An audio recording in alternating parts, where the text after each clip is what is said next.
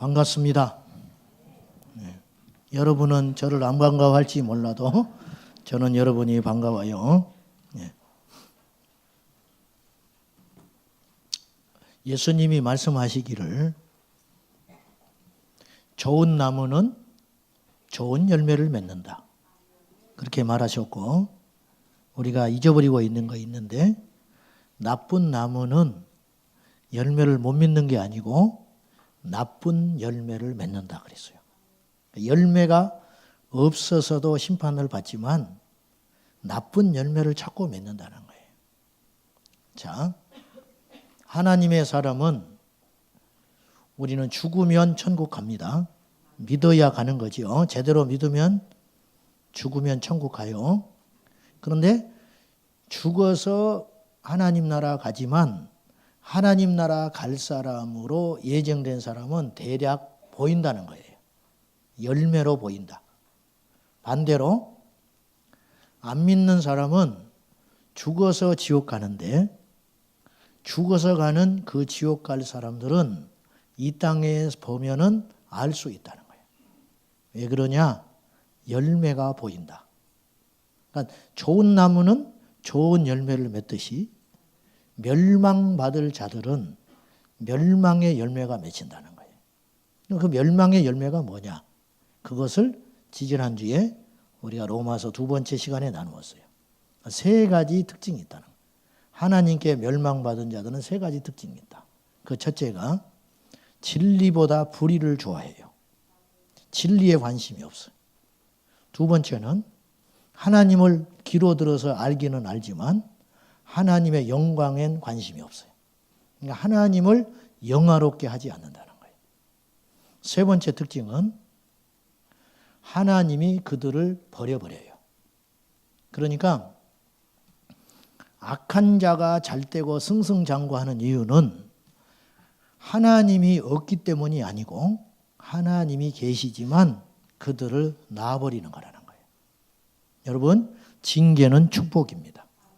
우리가 하나님께 바른 길을 걸어가지 않고 믿음에서 이탈하는데 하나님이 그냥 보고만 계시면 그것이 우리에게는 복이 아니고 하나님이 우리를 버린 증거라는 거예요.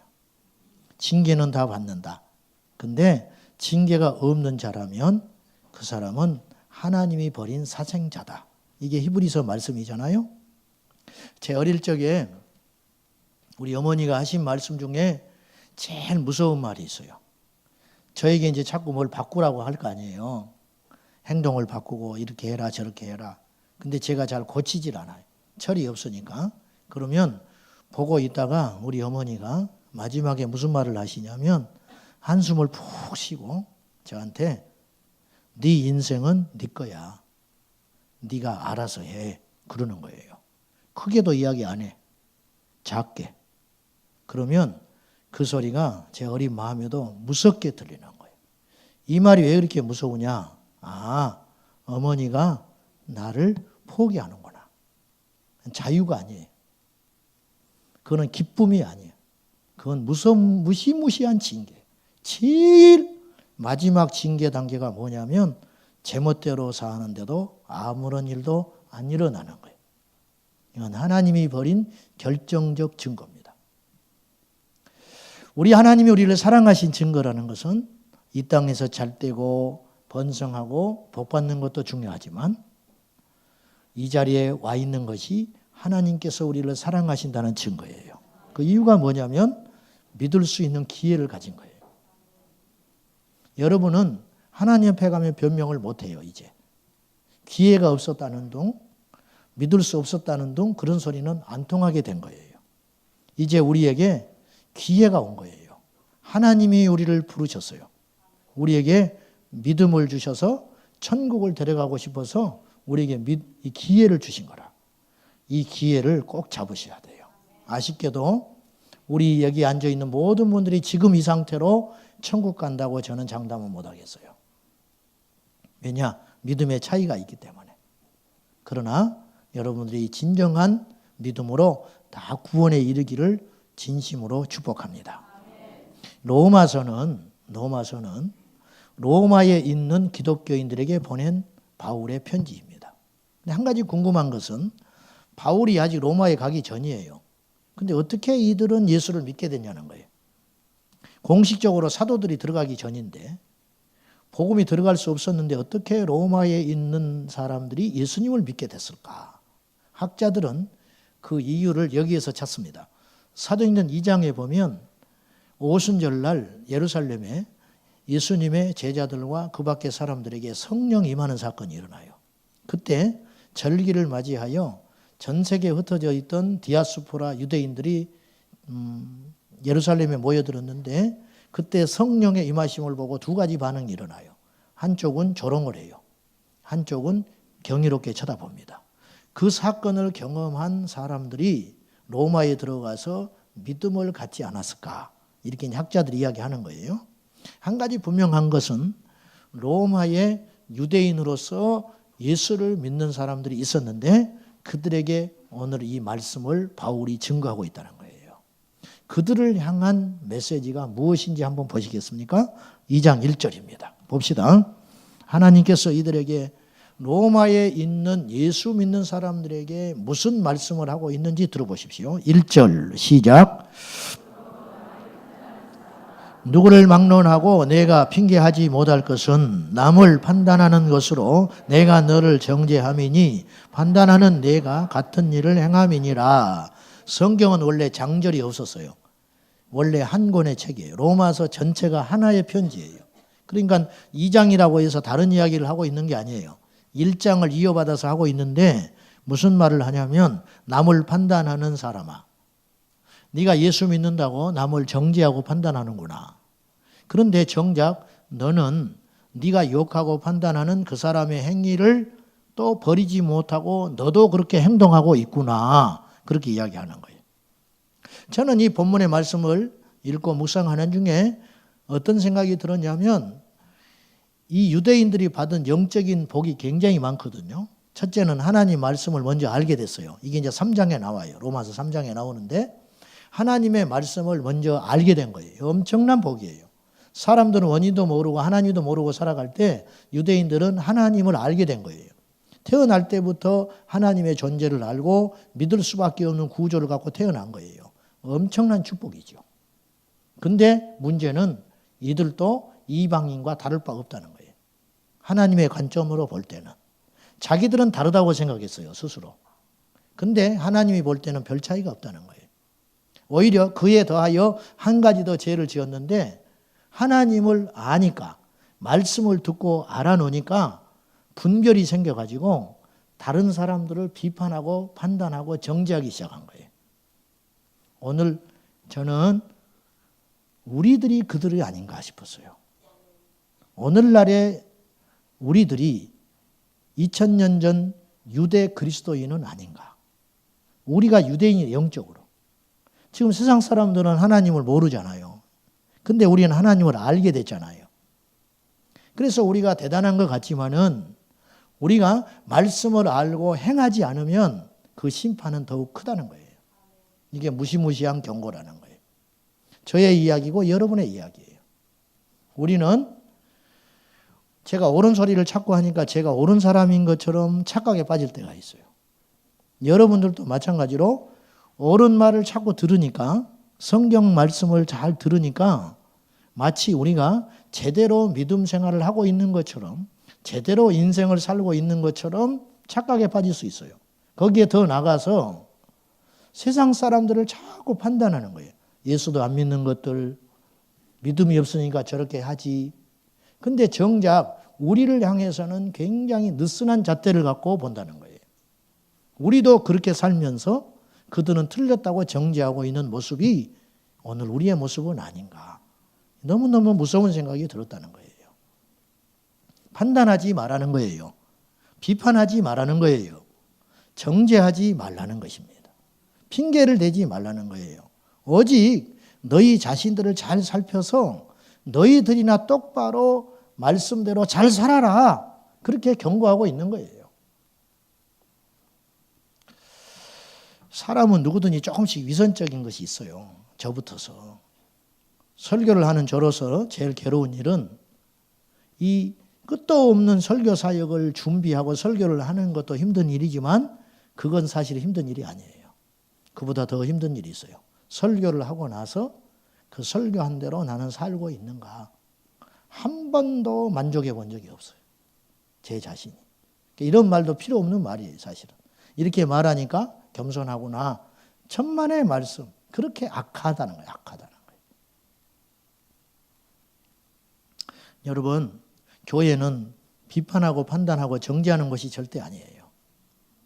여러분 가정이 서로 으르렁거리고 비판하고 판단하면 어떤 일이 벌어지겠어요? 우리는 가정에서는 흠을 덮어주잖아요.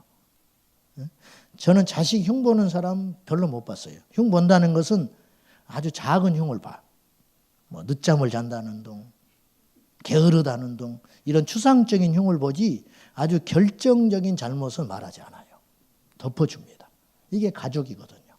막 칼을 들고 나를 죽이려고 했다는 둥. 실제로 그래도 그런 소리는 안 해요. 성질이 좀 못됐어. 그렇게 이야기하지. 응? 그런 이야기 안 한다고요. 사고를 좀 쳤어. 그러지. 우리 집에 담보를 몰래 빼가지고 한 3억 사고를 쳐버렸다. 이런 구체적인 소리 안 한다고요. 왜냐? 덮어주는 거예요. 근데 왜 교회 안에서는 서로 정죄하고 판단하고 비판하는가? 왜 우리가 세상을 향하여 그렇게 자꾸만 정죄하고 비판하는가? 이건 도덕적인 문제가 아니에요. 영적인 측면으로 우리 영을 죽이는 행위예요. 유정옥 사모라고 들어보셨는지 모르겠는데 이분이 강북에 있는 작은 교회 개척교회 사모님입니다. 그러면서 하나님이 어느 날 콜링을 하셔서 서울역에서 노숙자 사역을 해요. 저번 그분 책을 보고 많이 울었어요. 근데 그분이 한 이야기 중에 이런 이야기를 하셔요. 그 노숙자 사역을 처음에 시작할 때 어느 날 뭐 정신없이 노숙자들 섬기고 그렇게 사역하고 있는데 어느 날 두꺼운 편지가 한 통 날아왔어요. 자기 앞으로.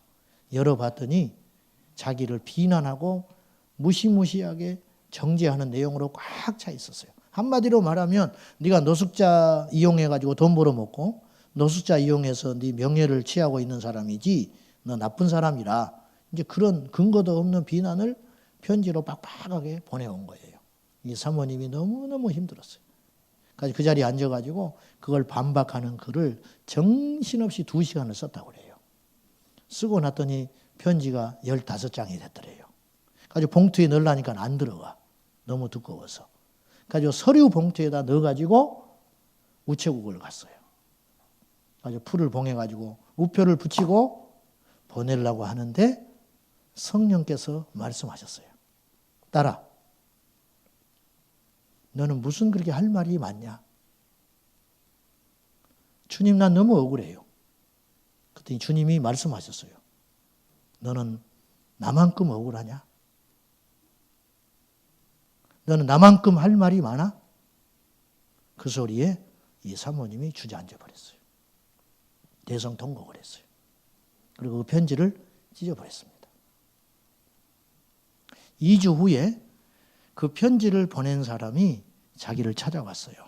그리고 무릎을 꿇고 울고 사죄를 하더랍니다. 둘은 끌어안고 울었어요.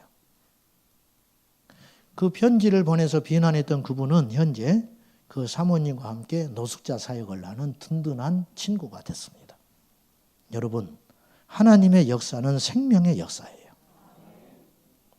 제가 목회를 하면서 얼마나 많이 변명하고 싶겠어요. 얼마나 많이. 제 하나 잘못되는 건 상관이 없어요. 그러나 저는 딸린 식구들이 많잖아요. 그것 때문에 죽겠는 거예요. 제가 결혼하기 전에 전임 전도사를 할 때 신방을 밤늦게 갔다가 신호를 기다리고 있다가 음주한 차가 저를 들이받았어요. 그때 제가 드는 생각이 나도 죽을 수 있는 존재구나. 그때 깨달았어요. 생각지 못한 사고를 당한 거예요. 누구든지 예일 수 없구나. 나는 남의 이야기인 줄 알았어요. 그리고 제가 병원에 입원을 하게 됐어요. 근데 나중에 병원에서 나와 보니까 어떤 말이 돌아다니고 있었냐면 내가 음주운전을 했다.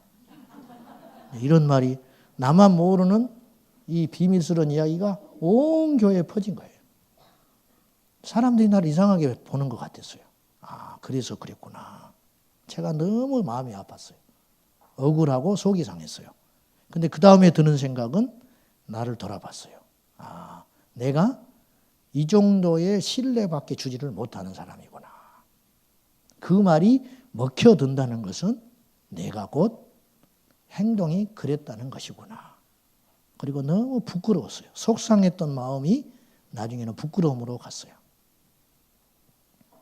영국에서 목회하던 로이드 존스 목사님이 저쪽 지방에서 목회를 하다가 이분이 너무 목회 사역을 잘해가지고 도심에 있는 영국을 대표하는 웨스트민스터 교회에서 후임 목사로 이분을 모셨습니다.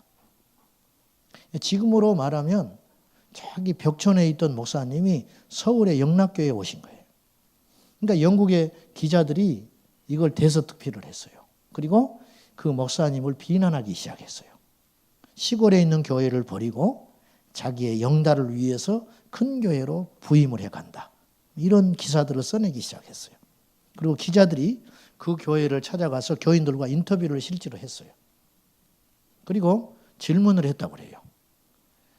목사님이 여러분을 버리고 도심에 있는 큰 교회로 부임해 가는데 여러분은 어떻게 생각합니까? 그때 그 교인들이, 인터뷰한 교인들이 하나같이 이렇게 답을 했어요. 우리는 모릅니다.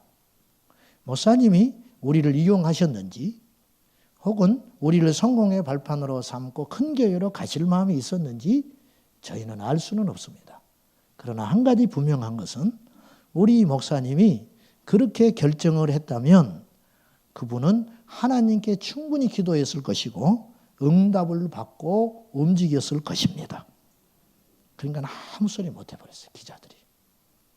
저는 로이드 존스 목사님이 그곳에서 목회를 잘했고 많은 사람들에게 영향을 줬다는 그런 목회적인 성공이 중요한 게 아니고 성도들에게 그러한 신뢰를 얻었다는 것이 그분이 성공한 목회자라고 생각합니다. 제가 다시 한번 오늘 설교를 준비하면서 내 스스로에게 다짐하는 것이 있었어요. 앞으로도 제가 장담은 못하지만은 절대로 남을 정죄하거나 판단하지 말자. 그리고 변명하지 말자. 그런 결심을 제가 다시 한번 개인적으로 해보았습니다. 다시 말씀으로 돌아가려고 합니다. 여러분, 우리가 남을 판단해요. 근데 정작 나는 그렇게 못 살아. 우리 자신들이. 이것이 얼마나 무서운 일인지 아십니까? 그럴 수 있는 일이 아니에요. 그럴 수 있는 일이 아니라는 거예요. 로마에 있는 그 유대 기독교인 공동체에 하나님께서 하신 말씀이 로마서인데 로마서의 주제는 이신득의예요. 믿음으로써 의롭게 된다. 즉 참된 믿음이 무엇이냐? 그러면 묻겠어요. 2000년 전 로마에서 예수 믿는 그들과 우리를 비교해 보면 누가 더 온전한 그리스도인 같을까요? 잘은 모르지만 확률상 그들이 더 온전할 가능성이 많아요. 이유가 그들은 핍박 중에 예수 믿었어요. 그러니까 숫자는 적었어요. 로마서 16장에 보면 로마에 있는 이 공동체는 약 11개 정도 돼요. 11교회 가정교회에 보낸 편지가 로마서예요. 우리와 비교해서는 너무너무 척박했어요. 그러나 그들의 신앙은 우리보다 훨씬 더 절실하고 진실된 것이었을 거예요. 그들에게도 성령께서는 바울을 통하여 무슨 말씀을 하냐면 참된 믿음을 가지라. 온전하지 못한 믿음으로는 하나님 나라 갈 수 없다. 이걸 이야기하는 것이거든요. 그러면 오늘 우리에게는 얼마나 참된 믿음이 필요하겠습니까? 한경직 목사님 돌아가시기 전에 목사님들 모인 자리에서 이런 말씀하셨어요. 마지막으로.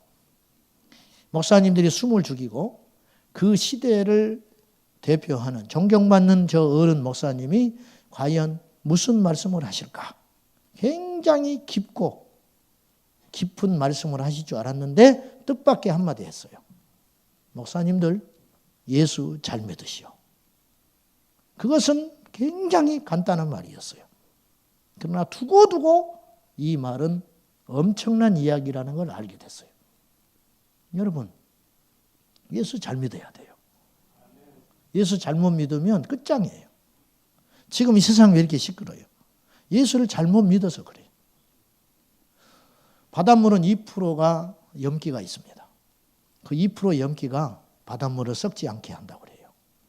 우리 기독교인들이 2%만 되면 그 나라가 썩지 않아야 해요. 근데 그렇지 않잖아요. 20%가 넘어도 이 세상은 예나 지금이나 똑같고 더 나빠지고 있다는 거예요. 소금이 아닌 거예요. 여러분이요, 제 예수님을 잘 믿어야 돼요. 저는 교회만 다닌다고 절대 천국 못 간다고 생각하는 사람 중에 하나입니다. 제자입니까? 라는 책을 보면 카를로스 오르티즈 목사님이 그 책을 쓰셨는데, 아르헨티나에서 목회하실 때 이 아르헨티나를 비롯한 남미는 카톨릭이 90%예요. 개신교가 이렇게 부흥할 수 없는 구조예요. 근데 이분이 목회하실 때 그 교회가 한 1000명 가까이 부흥한 거예요. 아르헨티나의 큰 화제거리가 된 거예요. 어떻게 이렇게 부흥할 수 있을까? 그래서 각처에서 사람들이 와서 공부를 하고 배웠어요. 그때 이 목사님에게 어떤 사람들이 와서 질문을 했어요. 오르티즈 목사님, 이렇게 교회가 크게 부흥이 돼서 너무 기쁘고 좋겠습니다.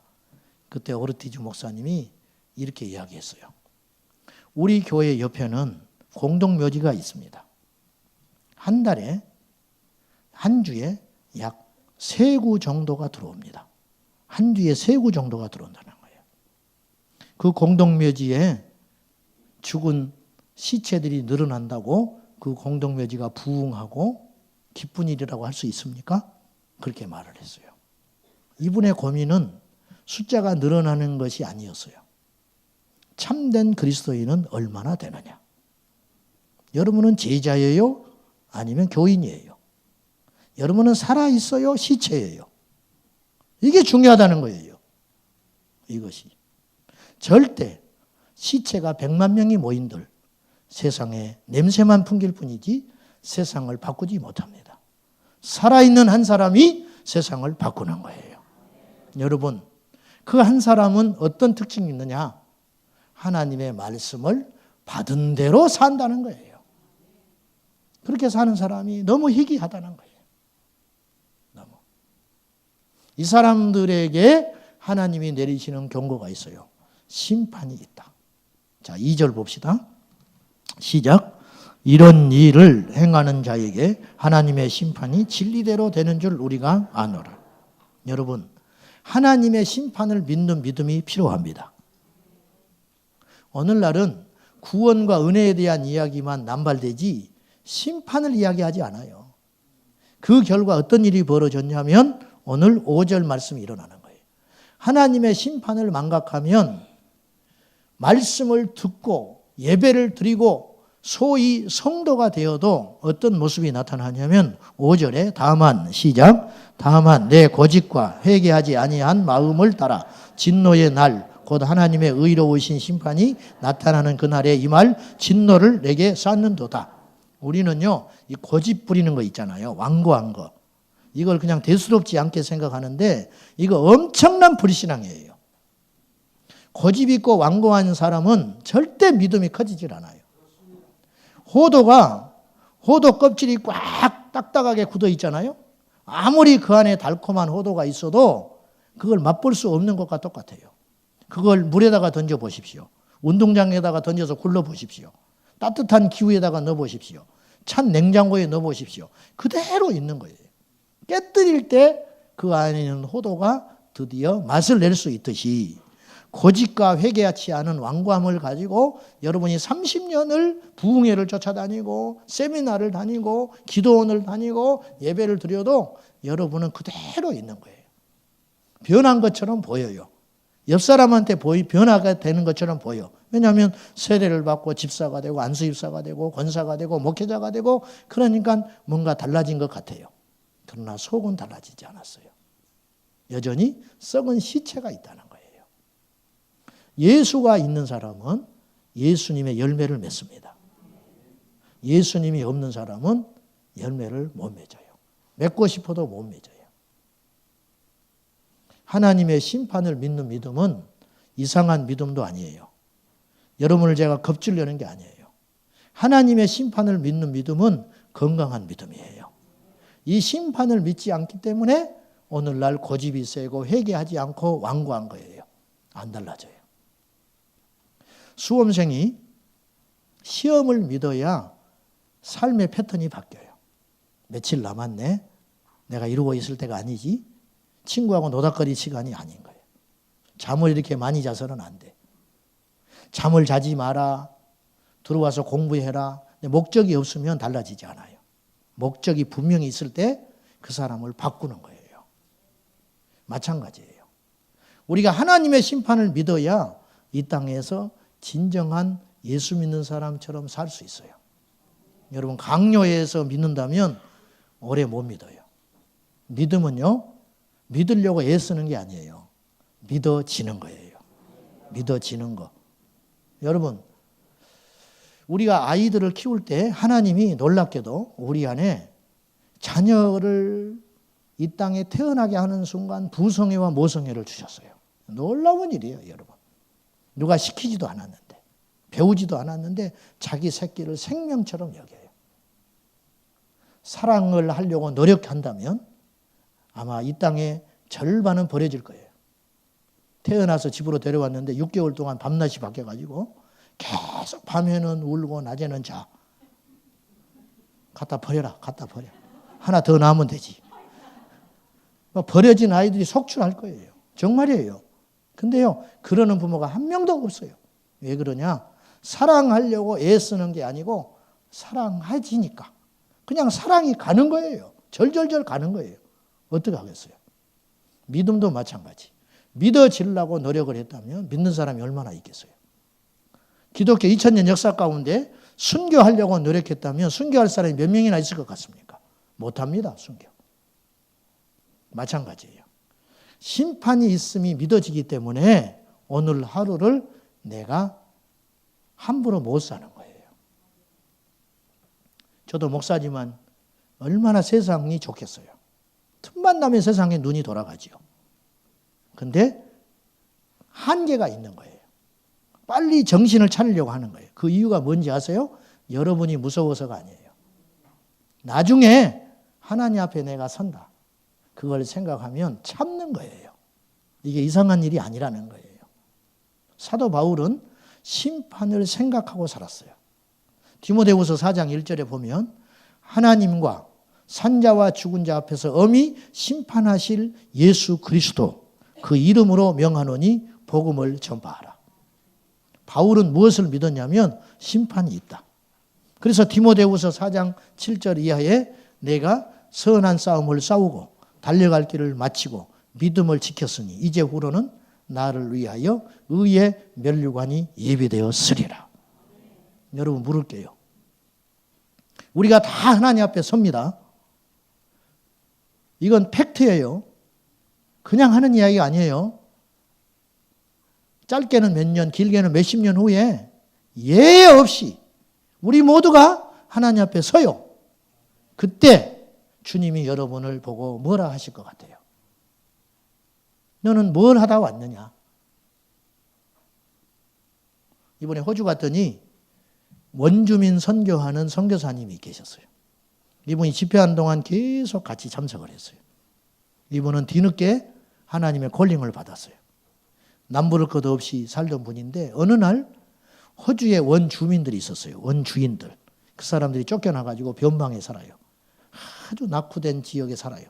그들을 보고 잊혀지질 않아가지고 그들에게 이제 복음을 전하고 있는데 길거리를 나가면 그 동네 가면 안경을 이분이 끼셨는데 수증기가 올라와서 살 수가 없다. 여름에. 새까맣게 타가지고 먹는 거 모기는 또 얼마나 많은데 근데 그 일을 하는 거예요. 누가 시켜서 한 일이 아니에요. 이분은 무엇을 믿는 믿음이 있냐면 하나님의 상급을 믿는 믿음이 있는 거예요. 울며 씨를 뿌리는 자는 기쁨으로 단을 거둔다. 갈라디아서 6장에 만고의 진리에 대해서 이야기해요. 사람이 무엇으로 심든지 그대로 거두리라. 여러분 자신 있어요? 나는 여러분 중에 걱정되는 사람이 너무 많아. 진짜 잠이 안 와. 사람이 자기 형편을 모른다고 내 꼴도 별것이 아닌데 여러분을 보면 진짜 어제 또 몇 사람이 생각이 났어. 밤에 자는데. 오늘 설교를 이걸 해야 되니까 더군다나. 이 사람들이 하나님 앞에 가면 어떻게 하려고 그러지? 땅의 것만 너무너무 집중하고 사는 거예요. 하루, 일주일 내내, 월요일부터 주일 이 예배 시간 빼놓고는 세상의 것만 생각하고 사는 거예요. 여러분 어떻게 하려고 그래요? 난 너무 걱정돼. 하나님 앞에 가서 어떻게 하려고 그래? 주 5일인데 4번은 대리운전하고 들어오는 거예요. 술을 먹는 게 뭐 잘못됐다 그런 소리는 하고 싶지 않아요. 유치하게. 여러분 천국 가면 다 행한 대로 받아요. 뭘 받으려고 그러세요? 이건 겁주는 소리가 아니라니까요. 이런 겁은 먹어야 돼요. 이런 겁은 먹어야 된다니까요. 저는 두려워요. 제자광성교회 성도들 다 모여라. 이제 그럴지 몰라. 하나님이. 천국 갔어. 줄 쫙 서 있는 거예요. 목사 누구냐? 내가 중간쯤 서 있었는데 머리 극적적하고 나갔어요. 근데 되게 그런 거 내가 싫어하는데 나오라. 나왔어요. 이렇게 혀를 끌끌 차시는 거예요. 예수님이. 아이고. 들어가. 큰일 나는 거죠. 물론 천국은 그런 것 아니에요. 그러지 않겠지만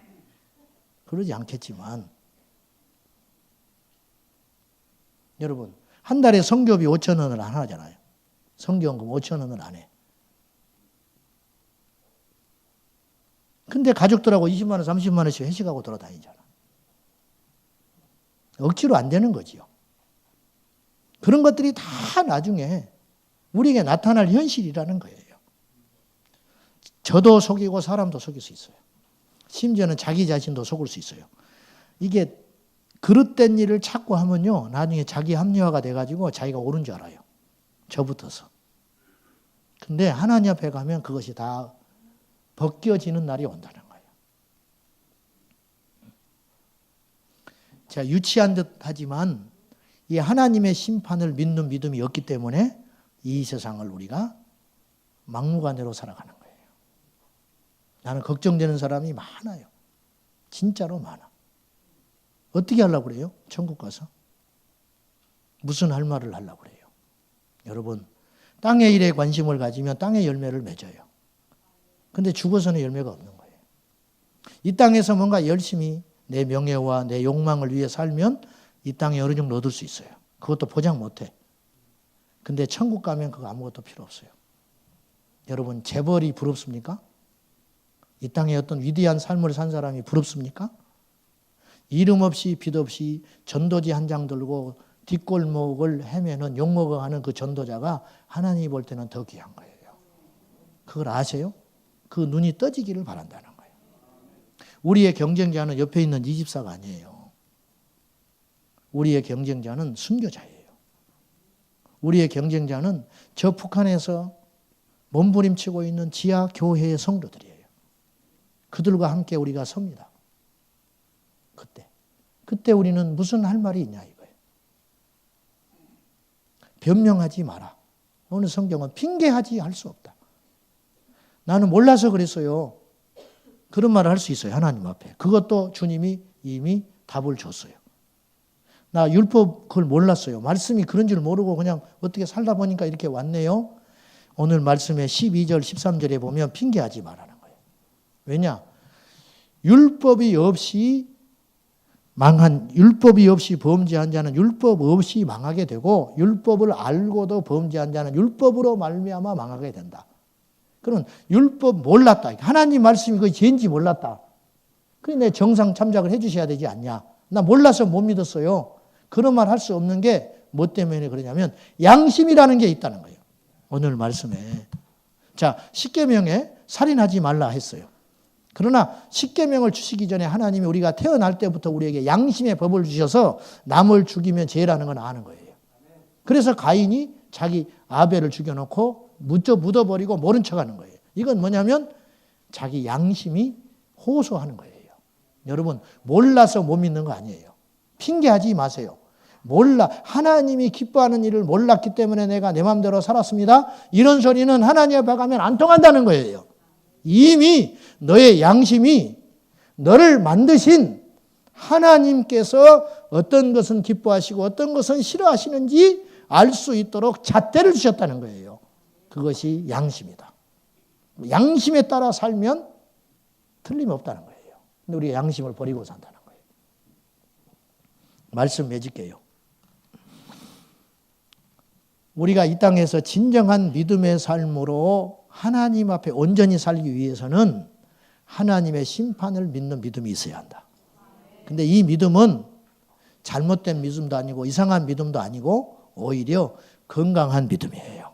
내가 하나님의 심판대 앞에 설 수 있구나. 그러면 그 하나님의 심판 앞에 섰을 때 내가 어떠한 인정을 받을 수 있을까? 이거 고민하며 사셔야 됩니다, 여러분. 그것이 복음입니다. 그것이 우리에게 힘이 됩니다. 그것이 안전합니다. 그것이 우리를 죄에서 지켜줍니다. 할렐루야. 기도하겠습니다. 하나님, 우리 안에 고집이 있습니다. 우리 안에 회개치 않는 마음이 있습니다. 말씀을 알았으니 변해야 되는데 말씀을 알므로 오히려 그 아는 말씀으로 남을 정죄하고 판단합니다. 주여, 우리는 더 악한 자들이 되었습니다. 용서해 주십시오. 말씀을 알고도 행치 아니하면 그건 하나님 앞에 더 불의한 일임을 깨닫고 이 시간 이후로 하나님의 말씀을 온전히 수행하여 주님의 심판대 앞에 섰을 때 부끄럽지 않는 자가 되게 하여 주옵소서. 판단하지 않겠습니다. 정죄하지 않겠습니다. 변명하지 않겠습니다. 오직 주님께만 집중하겠습니다. 주님 도와 주옵소서. 예수님의 이름으로 기도하옵나이다. 아멘.